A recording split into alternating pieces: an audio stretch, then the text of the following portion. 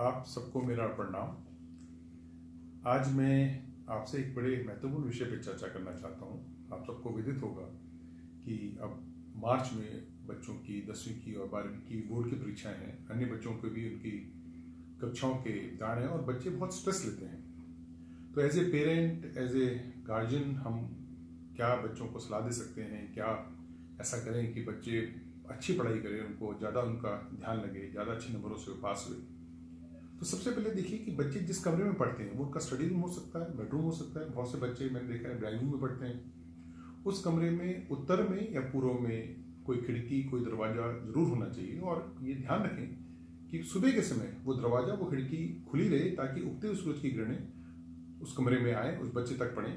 क्योंकि हमारे यहाँ वैसे भी सूर्य को ज्ञान का ग्रह माना गया है। हम बोलते भी हैं कि ज्ञान रूपी सूर्य की जो संज्ञा है वो ज्ञान से दी गई है। और किसी कारणवश कि अगर घर में सूर्य नहीं आता, फ्लैट पे रहता है बच्चा, हॉस्टल में रहता है, तो कम से कम ये कोशिश जरूर होनी चाहिए कि बच्चा सुबह के समय कुछ देर के लिए बाहर निकले, उस बालकनी में खड़ा हो, छत पे खड़ा हो, पार्क में जाए, जहां उगते हुए सूरज की रश्मियां उस पर पड़े। इसे मैं सूर्य स्नान कहता हूँ कि जितना सूर्य की रश्मियां बच्चे पे पड़ेंगी, जितना अल्ट्रावायलेट लाइट्स, जितनी अर्ली मॉर्निंग लाइट्स बच्चे के शरीर में पड़ेगी, उसके ज्ञान चक्षु खुलेंगे, उसकी चेतना निखरेगी।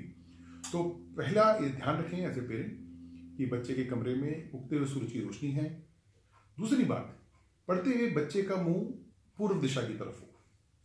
अगर डायगोनल प्लॉट है तो ये दिशा उत्तर पूर्व, जिसे हम ईशान भी कहते हैं, ईशान की तरफ भी हो सकती है। इससे बच्चे में फिर उसका जो कंसंट्रेशन है वो बढ़ेगा। जो पूर्व है वो ज्ञान की दिशा, सूर्य की दिशा है और वो ज्ञान की दिशा उसको माना गया है। तो पढ़ते हुए बच्चे का मुंह हमेशा पूर्व में या उत्तर पूर्व में हो। हम उस पूर्वी दीवार पे एक सरस्वती की मूर्ति, सरस्वती की फोटो, सरस्वती यंत्र भी लगा सकते हैं। सरस्वती फिर ज्ञान की देवी मानी गई है। एक छोटी सी चीज और, आपके बच्चे में कोई भी कलर कॉम्बिनेशन है, बच्चे के कमरे का जो जहां दीवार है, जो कमरा है, उसमें हरा और पीला रंग का समावेश जरूर करें। मेरा मतलब ये नहीं है कि हम हरा और पीली पूरी दीवारें पेंट कर दें। हरे रंग के पर्दे हो सकते हैं, पीले रंग का कोई पोस्टर हो सकता है, वो बच्चे की बेडशीट हरी या पीली हो सकती है। तो हमें दो रंग, हरा और पीला, जरूर उस कमरे में चाहिए। अभी क्यों चाहिए? जो हरा रंग है वो बुध का रंग माना गया है और जो पीला है वो गुरु, जुपिटर का है। And Budh is the planet of intelligence. Budh बुद्धिमत्ता का कारक ग्रह है और जो गुरु है जुपिटर, वो ज्ञान का, नॉलेज का कारक ग्रह है। ये दोनों अलग अलग चीजें हैं। बुद्धिमत्ता ये बाय बर्थ होती है, इंटेलिजेंस इज बाय बर्थ। आपने देखा होगा एक गांव का आदमी बहुत बुद्धिमान होता है, बहुत जुगाड़ू होता है।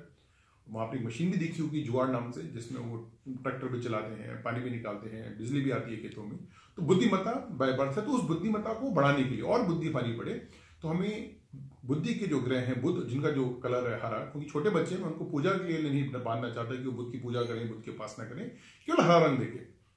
जैसे अगर आयरन की कमी है तो आप हरी सब्जी खा सकते हैं, आप कैप्सूल आयरन के खाते हैं। तो ऐसे ही अगर बुध की कमी है या बुध किसी कारण वक्री है, अस्त है, कोई और समस्या है कुंडली में, तो हरा रंग उस कमी को पूरा जरूर करेगा। और ऐसे ही दूसरा मैंने कहा जो जरूरी बच्चों के लिए प्लैनेट है, दैट इज जुपिटर, गुरु, जो नॉलेज इज गेन्ड। एक आदमी बहुत बुद्धिमान है लेकिन वो पढ़ा लिखा नहीं है, he is an intelligent man but is not a knowledgeable man. पर हमारे बच्चों को बुद्धिमत्ता और नॉलेज दोनों चाहिए। इसलिए मैंने कहा कि हम गुरु का पीला रंग और बुध का हरा रंग किसी भी रूप में उस बच्चों के कमरे में उनको जरूर लगाएं। एक और बात, बच्चे बहुत कम सोते हैं। मैं देखता हूँ रात रात बच्चे पढ़ते हैं, पढ़ना भी चाहिए। तो सोते समय उनकी पोजीशन की जितनी देर भी वो सोएं, वो बहुत तनाव मुक्त होकर सोएं। जब वो सोएं तो गहरी नींद सोएं ताकि जब वो सुबह उठे तो फ्रेश उठे। तो एक छोटी सी बात आपको और ध्यान रखनी है कि सोते समय बच्चे का मुंह केवल और केवल पूर्व दिशा में, यानी जो उसका सर है सोते समय वो पूर्व दिशा की हो। यानी उसको जो तकिया है, बहुत लोग कहते हैं सर हमारा बेड तो उल्टी तरफ लगा हुआ है, हमारा बेड तो पश्चिम में है। तो कोई बात नहीं, मैं I am not talking about bed position, I am talking about sleeping position. आप तकिया बदल सकते हैं। हम गर्मियों में भी तो एसी के चक्कर में, पंखे के चक्कर में अपने तकिए की पोजीशन बदलते हैं, तो हम ऐसे भी कर सकते हैं। मैं आपको बेड चेंज करने के लिए नहीं कह रहा, मैं आपको तकिया चेंज करना, आपका सर की पोजीशन चेंज करके कह रहा हूं। तो मेक श्योर, और मैं तो कहूँगा हमेशा ही बच्चों का मुंह पूर्व में होना चाहिए, लेकिन एग्जाम के दौरान तो जरूर होना चाहिए, ताकि क्योंकि जब बच्चा सोता है तो उसका सारा तनाव जो उसने पढ़ा हुआ है वो सारा व्यवस्थित उसके दिमाग में होता है। तो स्लीपिंग पोजीशन बहुत इंपॉर्टेंट है। पूरा बच्चा 18 घंटे पढ़ रहा है और रात को भी सो ना पाए, उसके दिमाग में रात सोते समय भी उसका दिमाग चल रहा है, तो he will not be fresh in the morning. That is very important कि वो पूर्व दिशा में सर करके सोए।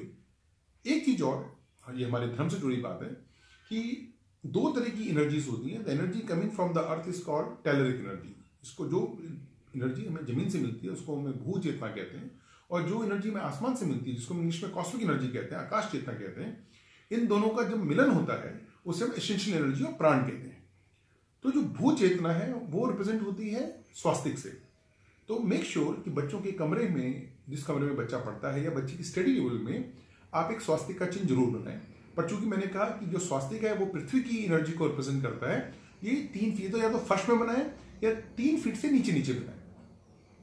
ऐसे ही 3 फीट से ऊपर आप बच्चे की टेबल के ऊपर, अगर बच्चे की टेबल के ऊपर कैबिनेट है तो कैबिनेट के ऊपर आप एक ओम का चिन्ह बनाए। तो जो ओम का चिन्ह है वो कॉस्मिक एनर्जी है। तो Om represent cosmic energy and Swastik represent telluric energy, and when they combine it is called essential energy. तो बच्चों के कमरे में, बच्चों की स्टडी लेवल के पास, बच्चों के स्लीपिंग पोजीशन के पास हम चाहेंगे कि एसेंशियल एनर्जी बहुत ज्यादा हो। आज हम लोग फ्लैट में रहते हैं तो जमीन से बहुत ऊपर है। अगर हम फ्लैट में रहते हैं तो आसमान नहीं है, हमारे ऊपर दूसरे वाले की छत है। तो आज ये और ज्यादा व्यवहारिक हो जाता है कि हम उसको बढ़ाएं। और कैसे बढ़ाएं? जैसे मैंने कहा कि 3 फीट से नीचे नीचे या फर्श में आप स्वास्तिक बनाएं, और 3 फीट के ऊपर या बिल्कुल सीलिंग के ऊपर आप एक ओम बनाएं। तो उस कमरे में जो एसेंशियल एनर्जी है, जो प्राण चेतना है, बच्चे के कमरे में बहुत ज्यादा रहेगी और उसका निश्चित ही लाभ बच्चे को प्राप्त होगा। एक चीज और मैं आपसे बताना चाहता हूं कि खासकर उन बच्चों के लिए जो बोर्ड का एग्जाम दे रहे हैं, जो कॉम्पिटिटिव एग्जाम दे रहे हैं, अलग अलग समय में एग्जाम होते हैं। जैसे बोर्ड के एग्जाम 10:30 से 1:30 बजे हैं। जो कॉम्पिटिटिव एग्जाम होते हैं उसके बाद बच्चे IIT की तैयारी कर रहे हैं, बच्चे लॉ की तैयारी कर रहे हैं, कोई एग्जाम 2 से 5 होता है। तो आप कोशिश करिए कि उस एग्जाम से कम 1 महीने पहले से, बिल्कुल उसी समय पे जिस समय आपका एग्जाम है, सपोज आपका एग्जाम 2 से 5 है, तो आप रोज 2 से 5 उसी समय में उसी तरह से टेबल कुर्सी में बैठ के, अगर आपका एग्जाम कंप्यूटर पे, तो कंप्यूटर पे बैठ के आप वैसे ही सैंपल पेपर हल करने की कोशिश करें। मैं देखता हूं बच्चे पूरी रात पढ़ते हैं और सुबह सोते हैं। अब आपका बेटा पेपर 10 बजे से 1 बजे है और वैसे आप रोज 11 बजे 12 बजे उठ रहे हैं, तो शरीर इतनी जल्दी समायोजित नहीं हो पाएगा। हमारे शरीर में जो ऑर्गन्स हैं उसमें चेतना हर 2-2 घंटे के लिए आती है। 12 हमारे यहाँ मेजर ऑर्गन माने गए हैं, जिसमें 6 में मैग्नेटिक फील्ड और 6 में इलेक्ट्रिक फील्ड होता है, और उसको combine they make electromagnetic field of the body. और हर अंग में 2-2 घंटे के लिए प्राण चेतना का सफरण होता है, प्राण चेतना प्रवाहित होती है। ये निश्चित होता है समय के साथ और दिनचर्या के साथ, इन दोनों का समायोजन चाहिए। तो आपका समय क्या है? 10 से 1, और काम किसका करना है? बुद्धि का। तो एक दिन में नहीं होगा, आपको कम से कम 1 महीने पहले से ये प्रैक्टिस करनी होगी कि जिस समय आपका पेपर है, बोर्ड का पेपर है या कॉम्पिटिटिव एग्जाम है, ठीक उसी समय, उसी अवस्था में, वैसे ही कुर्सी टेबल में बैठ के, लेट के नहीं, बैठ के नहीं, वैसे ही कुर्सी टेबल में जैसे आप एग्जाम के हॉल में एग्जाम देंगे, आप अपने शरीर को समाहित करिए। इसका आपको निश्चित ही लाभ मिलेगा। बहुत बच्चे मैं देखूंगा बहुत आता है, लेकिन वो आके कहते हैं मुझे सब याद था पर मैं कर नहीं पाया। क्यों? क्योंकि शरीर उनका उस समय समायोजित नहीं हो पाया उस क्रिया से। तो again this is a very important point, खासकर मैंने कहा उन लोगों के लिए जो बड़े परीक्षाएं दे रहे हैं, बोर्ड की परीक्षा दे रहे हैं, कि आप अपने सैंपल पेपर, अब आप वैसे भी फरवरी आ गया तो सैंपल पेपर हल करने का टाइम आ गया, तो अपने सैंपल पेपर ठीक उसी टाइम पे, जिस टाइम पे आपकी बोर्ड की परीक्षा होंगी, और ठीक उसी अवस्था में जिस मैंने कहा कुर्सी टेबल पे बैठना। ये नहीं कि हम 3 घंटों में बीच में टीवी देखने चलेगा, बिल्कुल आप मेक श्योर कि आपको अपना वो सैंपल पेपर 3 घंटे में ही पूरा करना है। इसका आपको 100% लाभ मिलेगा। This is the difference between a topper और जो सामान्य रूप से पास होता है। तो आपको इस बात का बहुत ध्यान रखना चाहिए। और अंत में जिस दिन आप जाएं, अपने गुरुजनों का, अपने पितरों का, अपने माँ बाप का आशीर्वाद लेके जाएं। आशीर्वाद बहुत काम करता है, उनकी ब्लेसिंग आपको बहुत ज्यादा काम करेंगी। और एक चीज और जो मैं लास्ट में जोड़ना चाहूंगा, बच्चे एग्जाम में आखिरी मिनट तक पढ़ते रहते हैं। This is a very wrong practice. आप देखते हैं कभी आप 5 मीटर 4 मीटर दौड़ के आ रहे हो और मैं आपसे कहूं दोबारा दौड़ो, आप नहीं दौड़ पाएंगे। तो दिमाग को आखिरी मोमेंट तक मत दौड़ाएं, कि जब दिमाग को सच में दौड़ना है। आपने देखा होगा बच्चे इस बात से इत्तेफाक रखेंगे कि जब आपका क्वेश्चन पेपर आता है तो आपको सब याद आ जाता है, यार ये तो पढ़ाया था, ये भी पढ़ा था। आपने 1 साल पढ़ाई की, मुझे पता बहुत अच्छा पढ़ाई कर रहे हैं, पर उस टाइम दिमाग में इतनी शक्ति होनी चाहिए कि उस स्मरण शक्ति को वापस आप तक ला सके।